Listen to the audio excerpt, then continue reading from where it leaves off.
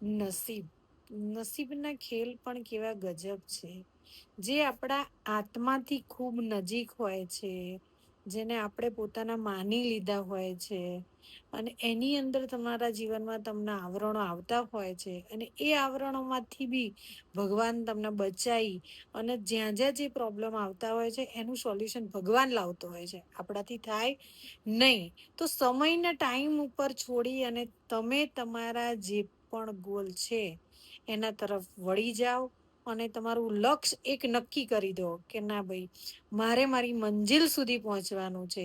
તો જો તમે તમારી મંજિલ નક્કી કરી હશે ને તો દુનિયાની કોઈ તાકાત નથી, કોઈ પણ વસ્તુ હોય યાની કે સમય હોય, જિંદગી હોય, ટાઈમ હોય, કોઈ પણ વસ્તુ હોય તો તમને તમારી જિંદગીથી કોઈ રોકી નહીં શકે.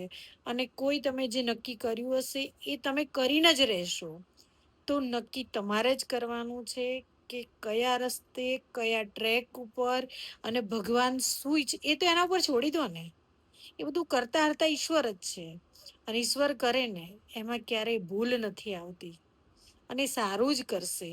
તમારો વિશ્વાસ અંદરનો હોય ને એટલે ભગવાન ક્યારેય કોઈનું ખોટું કરતો જ નથી અને કરશે પણ નહીં. તો વિશ્વાસ કોનો હોવો જોઈએ? આપણો હોવો જોઈએ. રાધે રાધે.